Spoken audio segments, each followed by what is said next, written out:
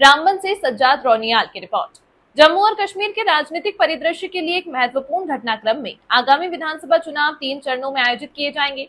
मतदान 18 सितंबर, 25 सितंबर और 1 अक्टूबर को निर्धारित है, जबकि मतों की गिनती 4 अक्टूबर को होगी। यह चरणबद्ध दृष्टिकोण पूरे क्षेत्र में सुचारू और व्यवस्थित चुनाव प्रक्रिया सुनिश्चित करने के लिए डिजाइन किया गया है, जिसमें रसद और सुरक्षा चुनौतियों का समाधान किया गया है। चुनाव आयोग का लक्ष्य सभी पात्र मतदाताओं के लिए एक व्यापक और पारदर्शी मतदान अनुभव की सुविधा प्रदान करना है। साथियों का शुक्रिया करता हूं जिन्होंने हमको एक प्लेटफॉर्म फराहम किया और हम अपनी बात रख सकते हैं। ये एक बड़ी खुशाइन बात है कि इलेक्शन कमीशन ऑफ इंडिया ने फैसला लिया कि जम्मू कश्मीर में जहां आज तक इलेक्शन होने चाहे थे लेकिन हालात नासाजगार होने के सबब इलेक्शन नहीं हो पाए, तो हम इलेक्शन कमीशन के इस फैसले को सलाम पेश करते हैं। और बाद में चूँकि अब हमारे पास वक्त की बड़ी किल्लत है, तो लिहाजा हम चाहेंगे कि जम्मू कश्मीर में पॉपुलर गवर्नमेंट बने ताकि लोग अपने मसाइल को लेकर वहाँ जाएंगे और उनका अजाला हो। इकबाल साहब, हल्का इंतखाब बानहाल की अगर हम बात करेंगे तो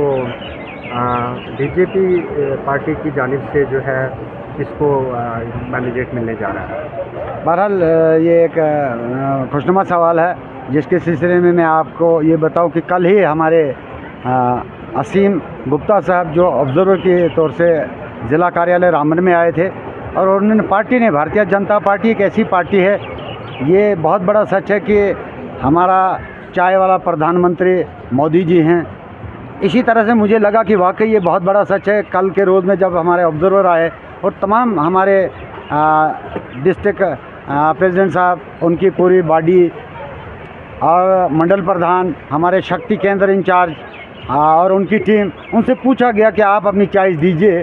तो मैं समझता हूँ ये मेरी सियासत में बहुत लंबा मेरा एक तजुर्बा रहा है, लेकिन ज़िंदगी में पहली दफ़ा मैंने ये देखा कि हमसे पूछा गया कि आपका कौन उम्मीदवार हो सकता है।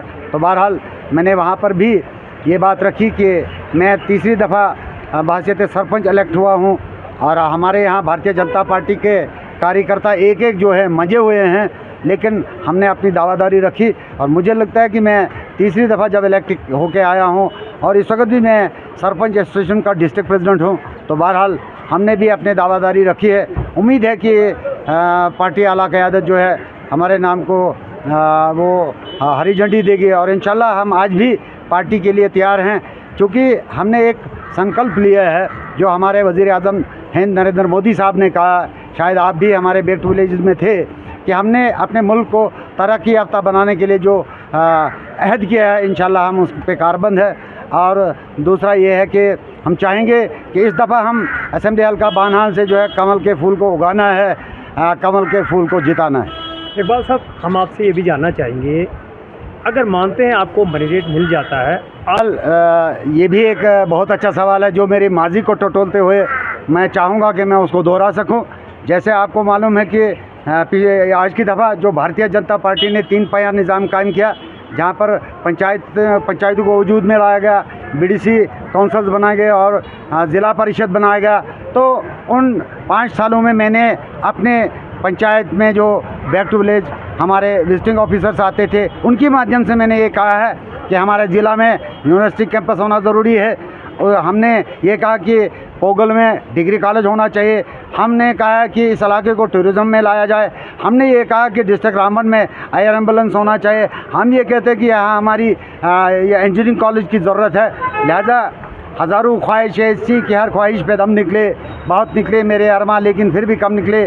हम अपने जवानों को ख्याल देना चाहते हैं और जो ये कमियाँ हैं ये पूरा करना चाहते हैं। इकबाल साहब, अगर हम पार्लिमानी इंतखाबात की बात करते हैं तो कहीं ना कहीं बीजेपी ने यहाँ से विजय हासिल की, जीत हासिल की। असेंबली इंतखाबात को लेकर जो है भारतीय जनता पार्टी की क्या कुछ तैयारियाँ चल रही हैं?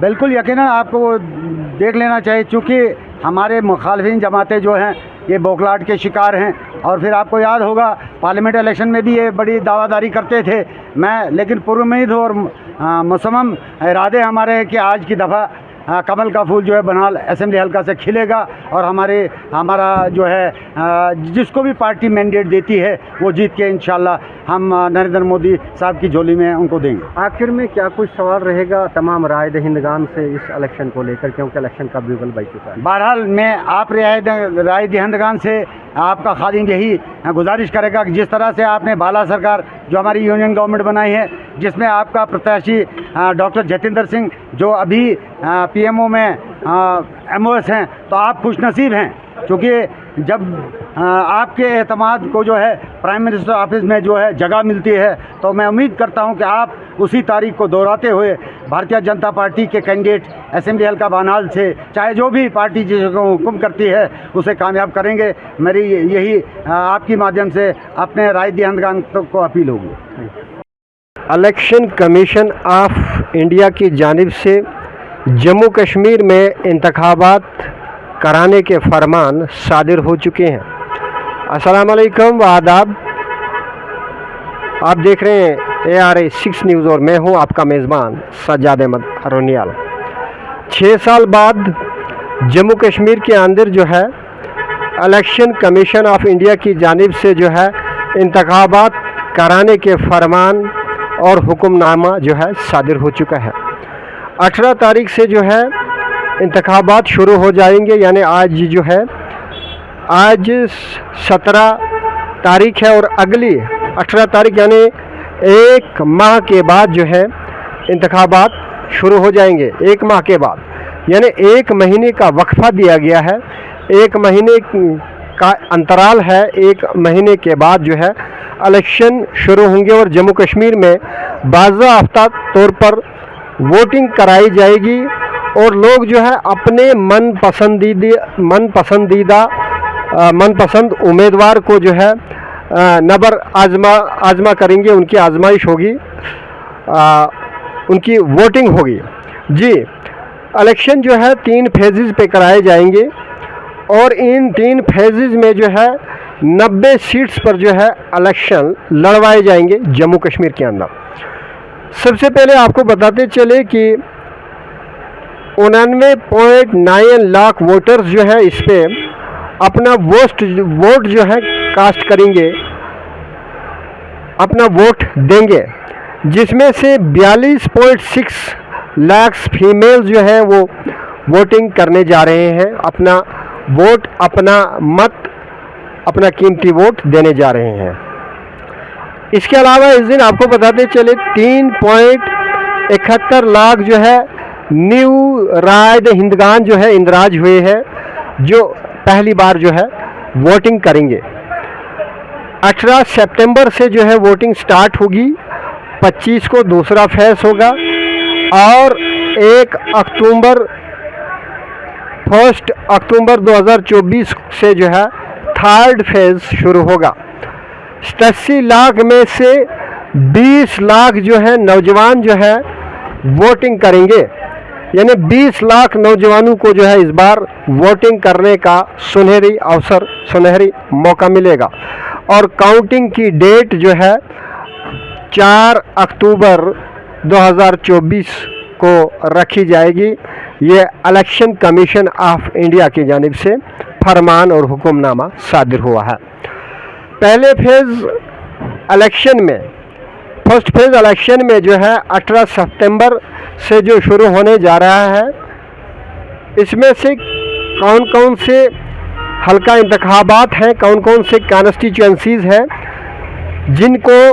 जिनमें जो है 18 सितंबर को वोटिंग कराई जाएगी, कौन कौन से असेंबली इंतखाब हैं, कौन सी कॉन्स्टिट्यूएंसीज़ हैं।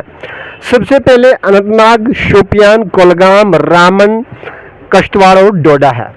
ये पहले फेज़ में आते हैं, जिनमें 18 तारीख को जो है वोटिंग कराई जाएगी। सेकंड फेज़ 25 सितंबर को होगा। कौन सी कॉन्स्टिट्यूएंसीज़ है, कौन से हल्का इंतखाब है? गांदरबल, बडगाम, श्रीनगर, पुंछ, रियासी, राजौरी।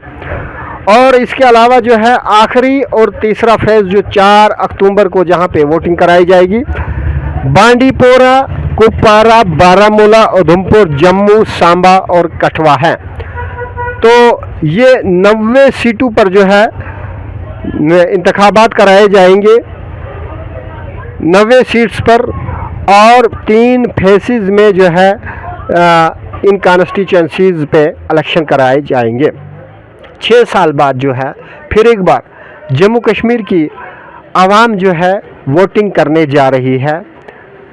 किसके हक में कौन अपना नुमाइंदा चुनेगा, कौन अपना लीडर चुनेगा, ये सब जो है वक्त, ये सब चीज़ें जो है वक्त खुद फैसला करेगा। जैसे ये वक्त आएगा उसी वक्त पता चलेगा। लेकिन आवाम की एक देरीना मांग थी, आवाम का एक मुतालबा था कि जम्मू कश्मीर के अंदर जल्द से जल्द वोटिंग कराई जाए, और वो वक्त बिल्कुल अब आन पहुंचा है। वो वक्त जो है अब आ चुका है, जिस वक्त का आपको काफ़ी सालों से इंतज़ार था। तो ठीक इलेक्शन कमीशन ऑफ इंडिया की जानिब से यह हुक्मनामा और फरमान जो है सादिर हो चुका है, और यहाँ से जो है एडमिनिस्ट्रेशन की जानिब से जो है कोड ऑफ कंडक्ट लग चुका है। कोड ऑफ कंडक्ट में आपको भी अच्छी तरह से वाक़फियत है, आपको भी मालूमात है क्या आर्डर्स होते हैं, क्या हुक्मनामे होते हैं, क्या फरमान होते हैं। उनके ऊपर जो है हर ख़ास व आम शहरी को जो है अमल पैरा रहना होगा। कोड ऑफ कंडक्ट में कौन कौन सी एक्टिविटीज़ जो है वो नहीं करनी है, और क्या जो है कोड ऑफ कंडक्ट का जो है क्या माना और मफहूम है, क्या है इसकी मीनिंग्स, और इस कोड ऑफ कंडक्ट में एक्टिविटीज़ जो एडमिनिस्ट्रेशन जिनकी ममानियत करती है, जिनकी जो है नफ़ी करती है, वो एक्टिविटीज़ नहीं करनी है। तो फ़िलहाल ये थी एक खुशखबरी जम्मू कश्मीर में इलेक्शन के हवाले से। मिलते हैं फिर एक खबर के साथ, तब तक के लिए जुड़े रहिए सजाद अहमद अरुणियाल के साथ। तमाम महत्वपूर्ण खबरों के लिए देखते रहिए ARA 6 न्यूज।